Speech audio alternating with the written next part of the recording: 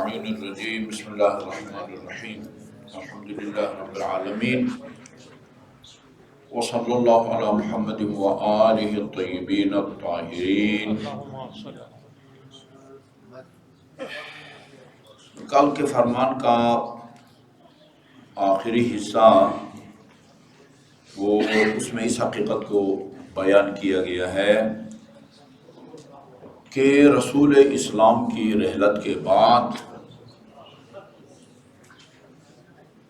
رسول خدا اور آپ کے اقوال یا وہ احکام جو ان حضرت پر نازل کیے گئے ان تک رسائی کا جو ذریعہ ہے وہ اہل بیت ہے. یہی بنیادی فرق ہے اہل سنت اور اہل تشیع میں. شیعہ سنی کا بنیادی فرق یہی ہے کہ تمام مسلمان اس حقیقت کو مانتے ہیں کہ ہمیں ان احکام پر عمل کرنا چاہیے جو اللہ تعالیٰ کی طرف سے ان حضرت پر نازل ہوئے. ہم شیعوں کا عقیدہ یہ ہے کہ ہم ان احکام تک رسول خدا کے اقوال تک اہل بیت اطہار کے ذریعے پہنچتے ہیں، اور اہل سنت حضرات کا یہ عقیدہ ہے یا ان کی یہ روش ہے کہ ہم اصحاب کے ذریعے یا صحابہ کرام کے ذریعے رسول خدا اور ان پر نازل شدہ احکام تک جو ہے وہ رسائی حاصل کرتے ہیں.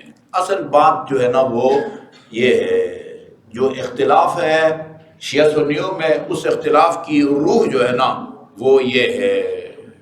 اب ہمیں سیدھا کہنا چاہیے کہ آپ کو اپنی روش مبارک، ہم کو اپنی روش مبارک. ٹھیک ہے جی، یہ ہے. اچھا جی، اس حقیقت کو بار بار ائمہ معصومین نے بیان فرمایا ہے. ہماری اتباع کرو، ہماری اتباع کرو، ہماری اتباع کرو. بہت بے انصافی چاہیے کہ اتباع کا مطلب جو ہے وہ محبت لیں. اتباع کا مطلب محبت ہے، اتباع کا مطلب احترام ہے.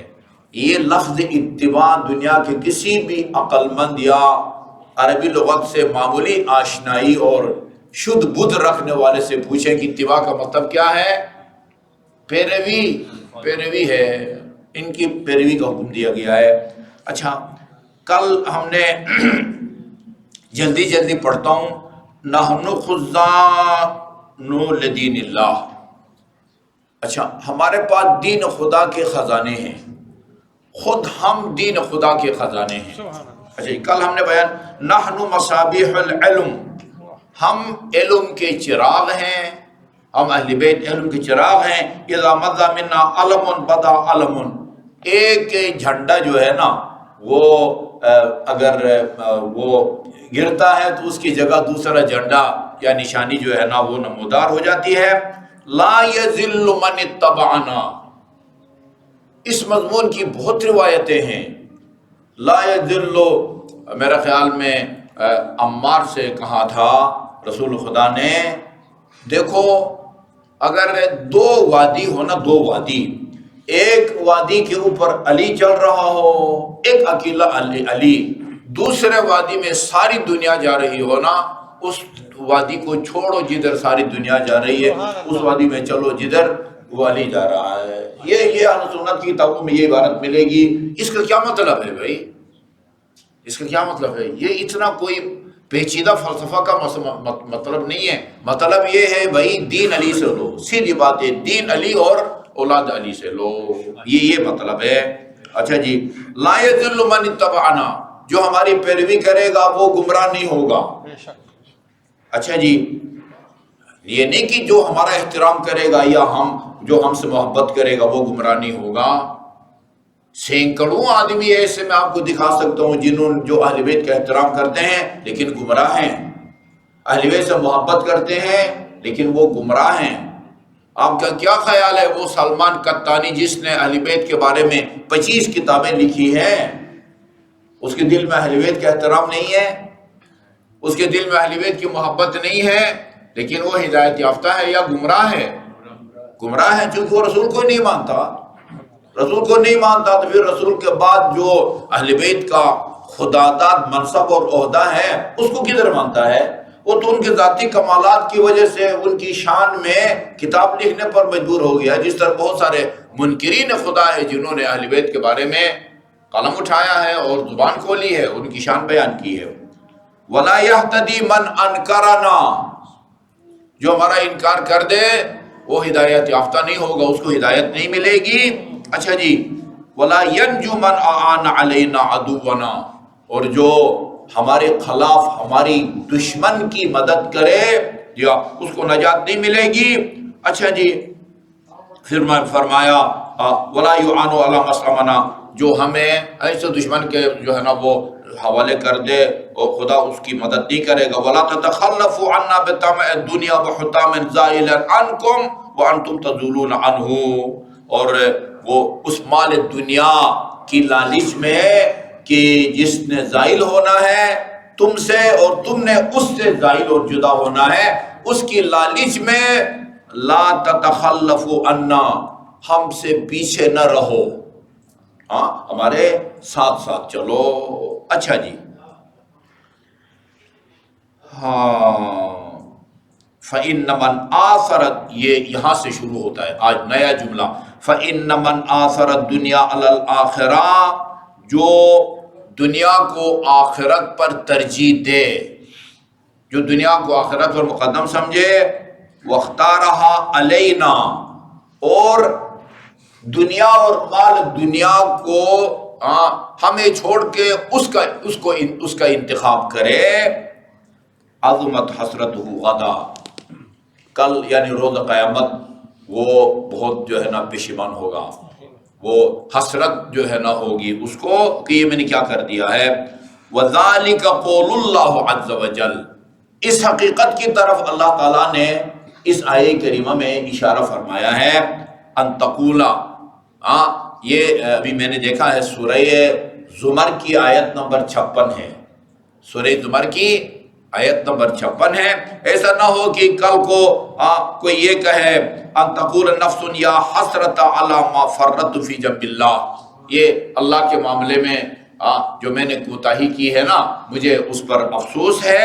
وَإِن كُنتُ لَمِنَ السَّاخِرِينَ، اور یہ کہ میں الہی احکام کا مذاق اڑاتا تھا، تمسخر اڑاتا تھا، یہ ایسا تمہارا انجام جو ہے نا وہ ایسا نہ ہو. اچھا جی، اب یہاں سے پھر جو ہے نا وہ موضوع یکسر بدل گیا. یکسر یعنی اس موضوع کا اور یہ موضوع جو ابھی اگلے فرمان میں بیان ہو رہا ہے اس میں بالکل کسی قسم کی مناسبت نہیں ہے. اغسلوا صبیانکم من الغمر، اپنے بچوں کو کھانا وانا کھلا کے نا ان کے ہاتھ وغیرہ منہ وغیرہ ان کو صاف کرو، دھو، چکناہٹ اور میل کچیل نہ رکھو. فَإِنَّ الشَّيَاطِينَ تَشُمُّ الْغَمَرَ، چونکہ شیطان آتے ہیں اور تمہارے بچے اگر گندے ہو نا، چکنے ہو، ہاتھ منہ گندا ہو، ان کو سونگتے ہیں شیاطین. فَيَفْطُرُ الصَّبِيُّ فِي رِقَادِهِ، پھر آپ کے بچے گھبرا کے ڈر کے نیند سے اٹھ جاتے ہیں. یہ ان کا خیال رکھو. کچھ اہل بیت کی اتباع دین ان سے لے لو، پھر اچانک جو ہے یہ چینل بدل گیا کہ بھئی اپنے بچوں کو جو ہے نا صاف ستھرا سناؤ، اور اگر گندے ہوں گے، چکناہٹ ہوگی ان کے ہاتھوں میں یا منہ کے اوپر، شیاطین اس کو سونگنے کے لیے آئیں گے، اس کے نتیجے میں آپ کے بچے گھبرا جائیں گے اور بیچاروں کی نیند اڑ جائے گی، وہ پھر رونا شروع کر دیں گے.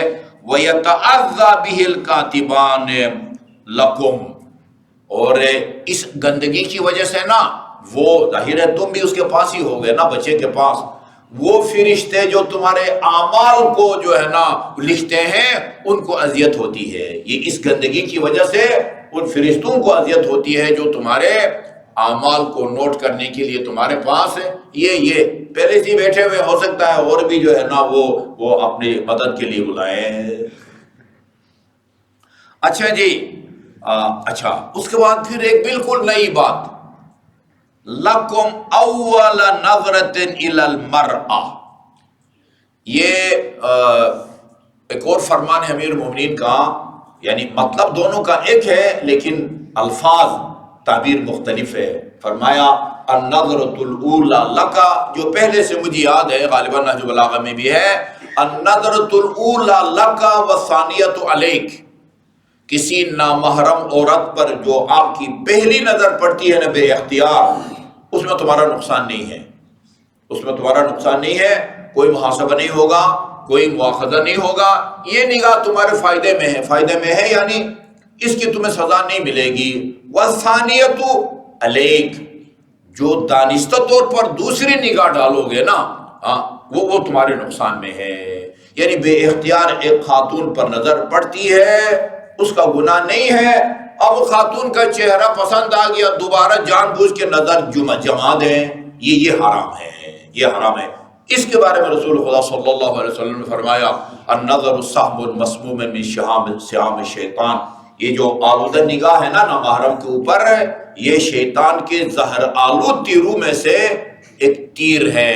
ایک زہر بندہ کھاتا ہے، اس کو جسمانی طور پر موت واقع ہوتی ہے، جان لیوا ثابت ہوتی ہے. یہ جو آلودہ نگاہ ہے، اس کی وجہ سے یہ جو ہے نا انسان روحانی موت کا شکار ہو جاتا ہے. ٹھیک ہے نا جی، روحانی موت کا شکار ہو جاتا ہے. فلا تتبعوها بنظرة اخرى، ایک مرتبہ بے اختیار نظر پڑ گئی تو پھر کہیں جو ہے نا ایسا نہ ہو کہ دوبارہ جو ہے جان بوجھ کے وہ پہلی جو بے اختیار پڑی ہے اس کا حساب کتاب نہیں ہوگا. دوبارہ اگر ڈالی ہے، وہ الفقہ للمغتربین ہے، آیت اللہ سیستانی کے فتاوی پر مشتمل خاندان حکیم کے ایک سید ہیں، اسکالر ہیں، ابا خبا نہیں پہنتے، عبدالحادی الحکیم الطباطبائی، میرے خیال میں عراق سے باہر لندن وغیرہ میں رہتے ہیں. تو الفقہ للمغتربین، مغربی ممالک میں رہنے والوں کے لیے فقہی مسائل، وہ چونکہ ہمارے مسائل ملتے جلتے ہیں، پھر ہم نے اس کا، وہ کل بھی میں نے عرض کیا تھا، جمعہ میں بھی شاید، اس کا اردو ترجمہ ہے، نیٹ پر دستیاب ہے، جدید فقہی مسائل، جدید فقہی مسائل. اس کے اندر یہ سوال کیا ہے کسی نے، پہلی نگاہ جو ہے اس کا محاسبہ نہیں ہوگا، دوسری نگاہ جو ہے اس کا محاسبہ ہوگا. ادھر کسی نے سوال کیا ہے، بندہ اگر پہلی نگاہ کو طول دے یہ کیسا ہوگا؟